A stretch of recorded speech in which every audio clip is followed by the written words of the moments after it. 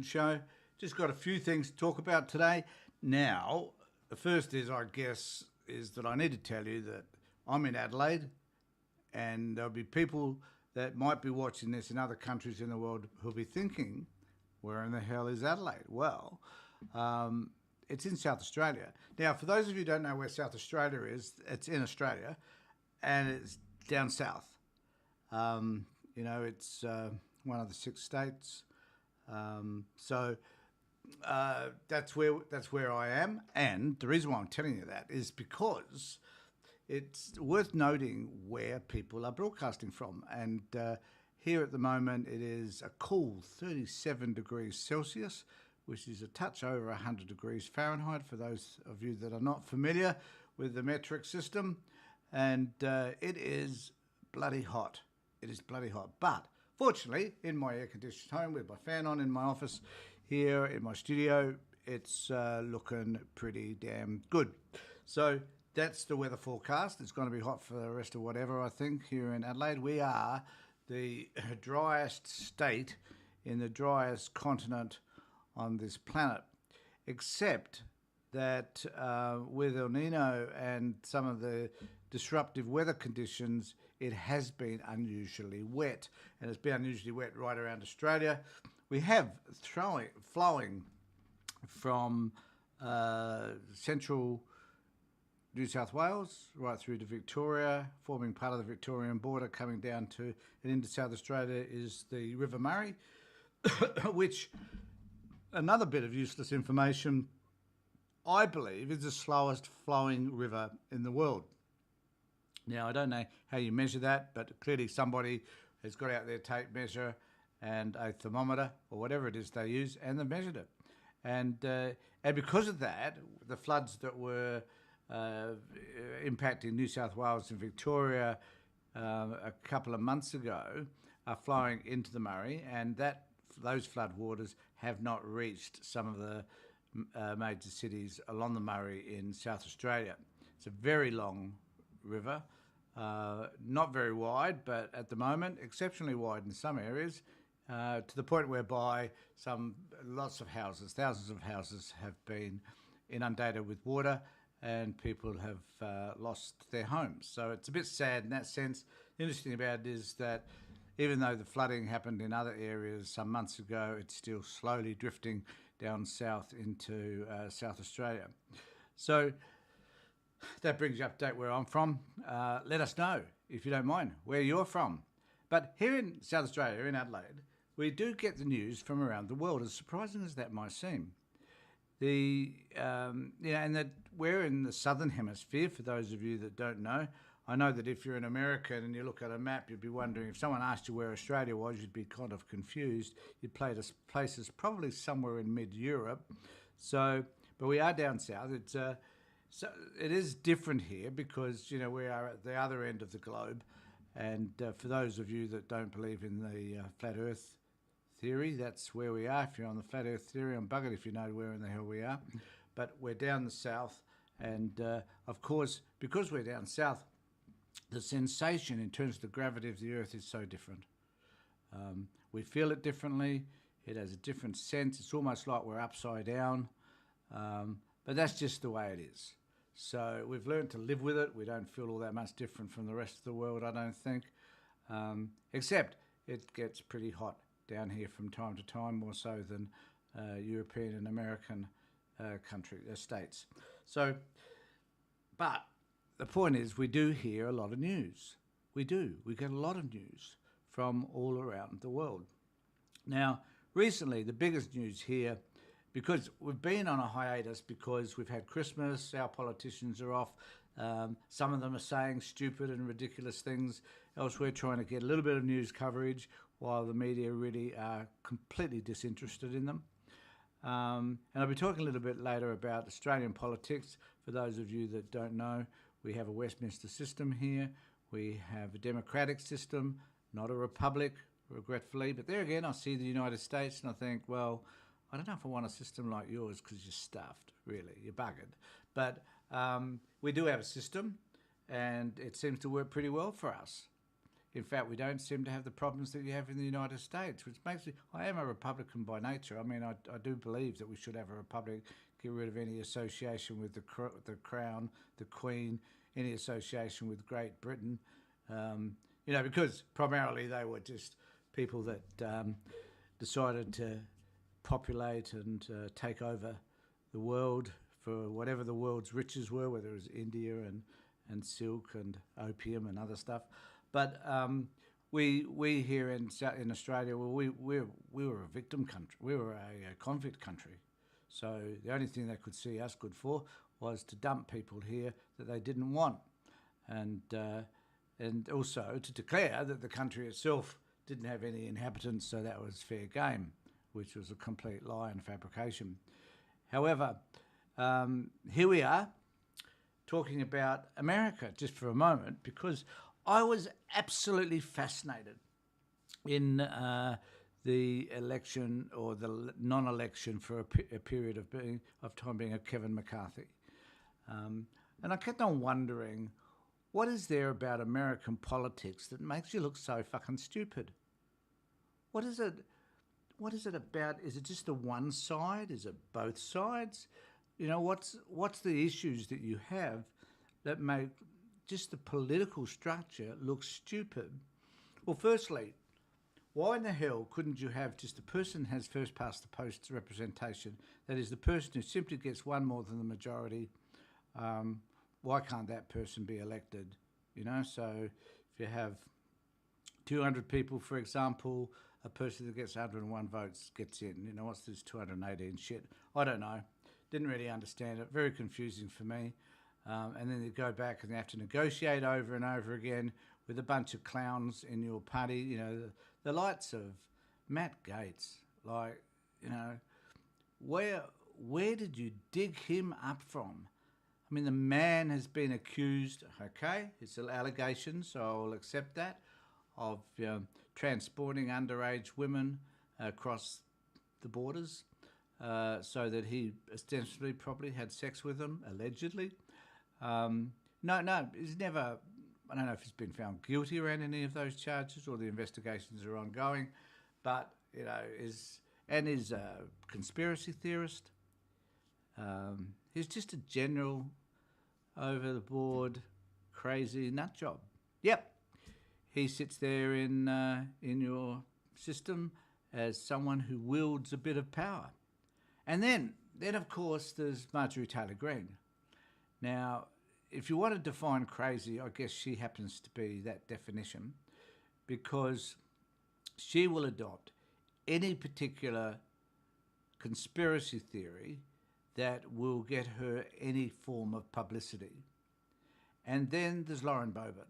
So we've got these three people that are just lunatics, to put it mildly, but these three people had so much power and authority because they were in the never Kevin McCarthy gang, and they were the ones that were prepared to sit this out forever, never going to ever give McCarthy anything until he gives them everything, which apparently he did.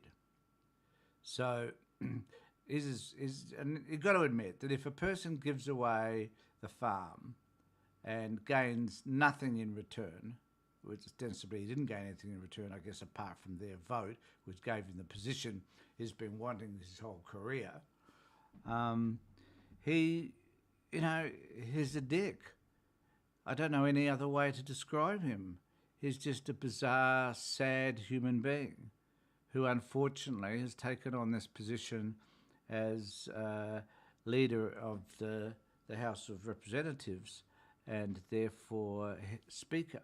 So good on him, because he's going to have a hell of a battle with all these wankers that he's succumbed to over this period of time. He's going to find it very difficult to be able to get an agenda even put to the Parliament or put to the Congress, because there'll be so many objections unless, these other people get their own way. And they're even going to, believe it or not, they're even going to attack wokeness, right? So which means, really, anybody that has a different view to them, that's called wokeness. So for some reason, the people will be outlawed. I don't know how they're going to do it. People will be outlawed from having those views. I think the first thing they'll probably attack will be the education system. So you won't be able to talk about gay people.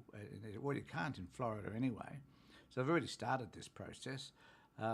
You won't be able to talk about anything that has a racial connotation. For example, the African Americans being brought over and made slaves and the people that enslaved them.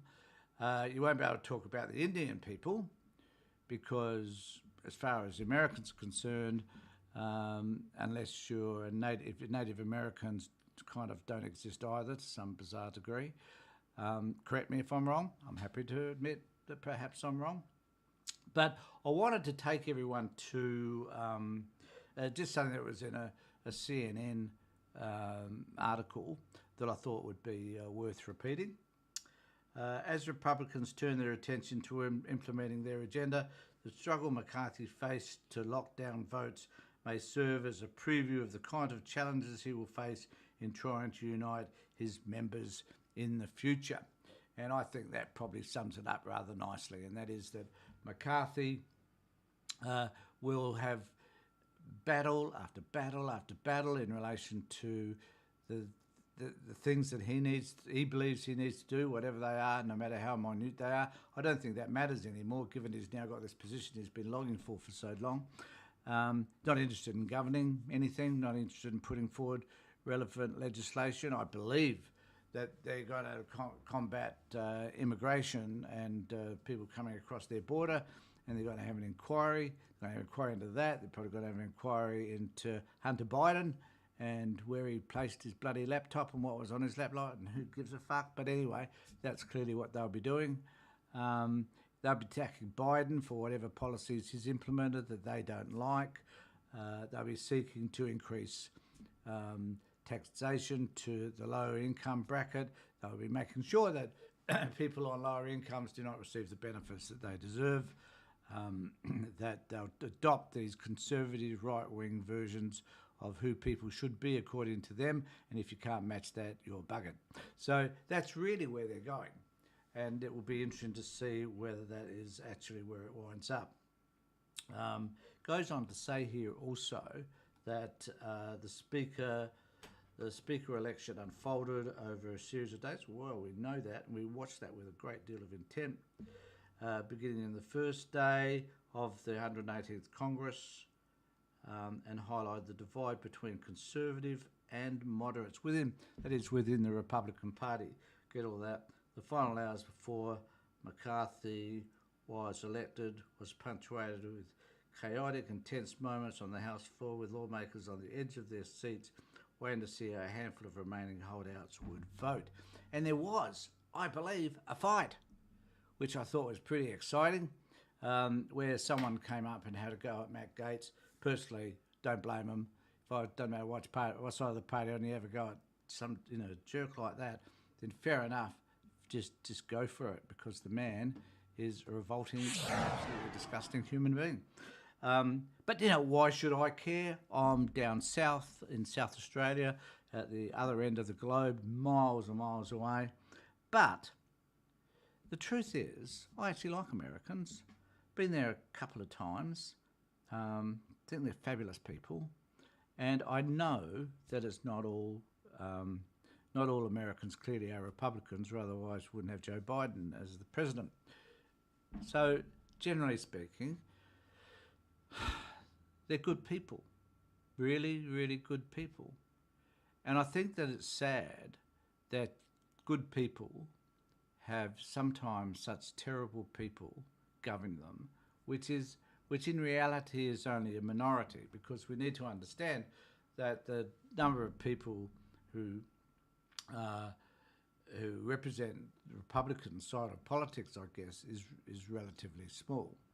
A lot of gerrymandering happens over there. We used to have that problem here, but we've eliminated it.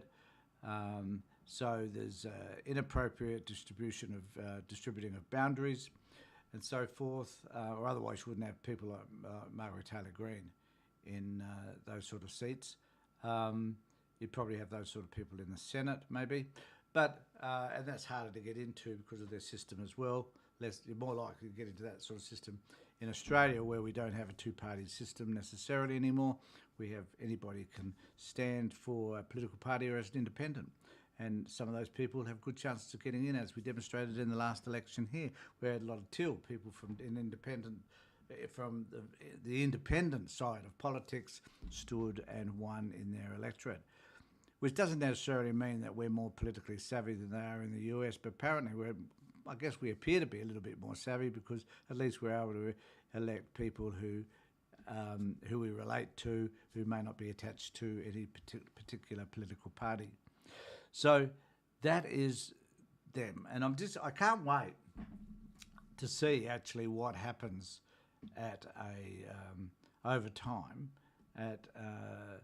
in terms of the policies that they implement, the inquiries that they have in relation to a range of things, whether or not they want to have an inquiry into the FBI. I thought that was a classic, because the FBI are doing things around Trump that they don't like. And there's probably a whole host of other things too that they object to, but primarily that's about it, I think. And so they want to have an inquiry into where the FBI had stuffed up. It was fine when James Comey came out a week before the election in 2016 or whenever it was, and inferred that they were opening up the investigation into Clinton. I think that was fine by them then, because that served their purpose. But when they don't, and this is a problem, isn't it? That if some of these people don't meet the requirements, their organisations don't meet their requirements, don't do what they're expected to do according to any political party, then you have an inquiry into them and you try to denigrate them in some way. And in terms of some of these people, they just want to eradicate them and start afresh with their own bunch of Nazi sympathisers, or they want to have their own version of what their sense of truth is. Perhaps there needs to be something like a QAnon army. That would be handy, where you could just go and arrest everybody if you just happen to think that they're a pedophile because they happen to be on the left of politics. So that's that bit. And the other bit that I wanted to talk about, just briefly, because don't want to take up too much of your time, is Mr. Albanese and how Albo's been faring. I thought, so this is interesting. This is in which paper is this from? Oh, this is from the Saturday paper. And it was good because I'm a fan, so that's easy to understand. I'm the left of politics. Doesn't mean I dislike everybody on the right. That's just not true. But I'm prepared to look. I mean, if people on the left say crazy and ridiculous things, then I'm going to talk about it. But at the moment, no much happening in the crazies on the left. It all seems to be on the right. But because I was unexpectedly surprised by Albo's behaviour as a Prime Minister, and didn't think that he kind of had it in him, but he does. And it seems to be rewarding for him, because in the paper it says, the Resolve poll underlines how well this is going down with voters. It's especially true among men. Now, this is what I thought was interesting. No, there's just a little bit before that. That there is, I think there's the bit I wanted to talk about too. That there's no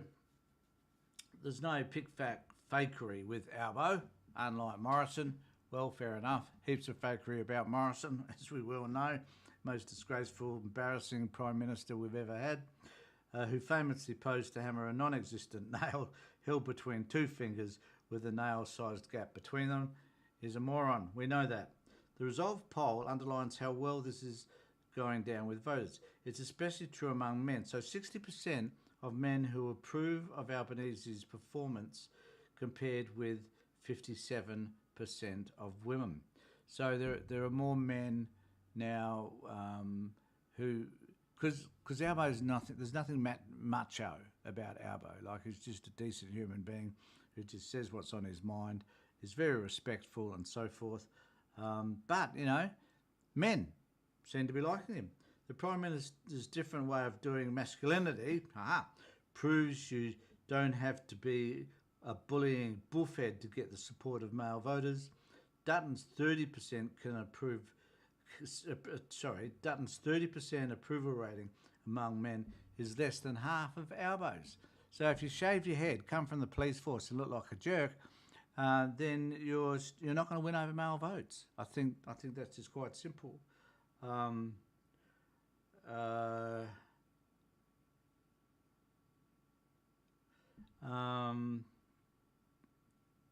I won't go into that. Dutton is likely to get rid of that.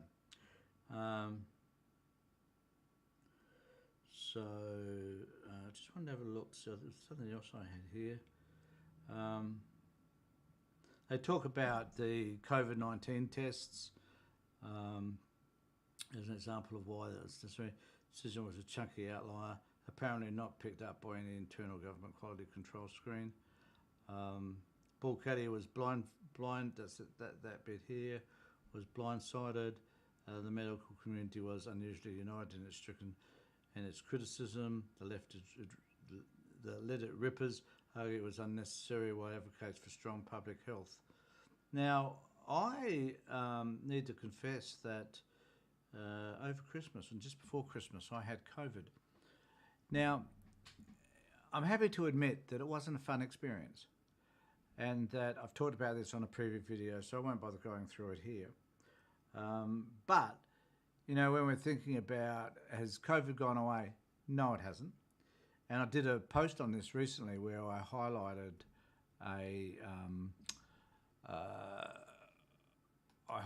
the number of deaths that there are now compared to 2020, and it's per day, and they're up around 44. So a lot of people are still dying from COVID. A lot of people aren't reporting that they have COVID. I didn't need to report it. I did because I rang the helpline about getting further medication for it because of my age, because I'm only young. And as a result of all of that, how many people report? How do they know?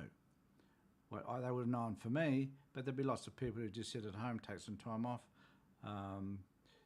don't go out for a while and just work through it and recover. And then I guess there's all those people that unfortunately have respiratory problems or other health issues, and they have to go and seek some medical attention, and those people obviously are notified to the authority.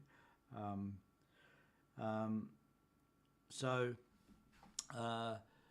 what challenges lay ahead for Australia in that case, in Albanese? Well, popularity certainly is one of them, because it seems to be doing okay.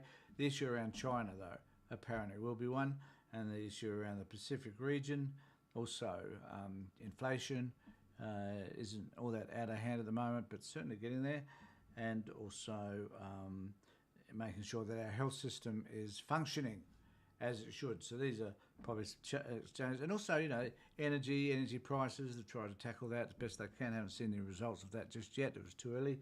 But there's a lot of things happening in Australian politics as well that we must keep an eye on. But we don't tend to have the same dysfunctional behaviour as they do in the United States. And I guess that's primarily because we're far sensible human beings. That we do have our right-wing crazies, we do have our Pauline Hansons and we do have Sky News, and we do have the Murdoch Press, Sky News and others, all pushing certain anti-government theories, now that the government is a Labor government, but and criticising people left, right and centre. And finally, we have the Meghan and Harry stuff. Now, there's the final word I'm going to say on this, and then I hope it just goes away. I don't give a fuck. I really don't. I don't care too much. I care very much about Meghan and Harry as people. I get that, and I think that people should say whatever it is that they need to say in relation to how they feel about people telling their stories, whatever. And I can't get down in my head that, if you and I have a story to tell, we should tell it. Should we not? We should write a book. And if we want to complain about our relatives, then we could write a book complaining about our relatives. We want to do a documentary. We could do a documentary complaining about everything or just telling our story. Doesn't matter. But we could be doing something. But because you come from this specific... Now, hold on. The reason why we don't is because actually we're boring. People aren't really interested in us very much at all. They're not. You know, who's interested in me? Who's interested in you? You write a book. Who's going to read it? Nobody. About your life. Oh, could be. You could have had a pretty exciting and interesting life. But at the end of the day, no one's probably going to read it. So, with Meghan and Harry, everybody wants a piece of the action. Everybody wants to make a comment. Everybody wants to get invested in it, you know? And I think, well, let them bloody do whatever it is that they want to do. If they want to write a book, do a documentary, whatever, to write a kid's book, whatever other projects they might have. Why do we need to buy into it so much? Well, why do others tend to want to buy into it so much?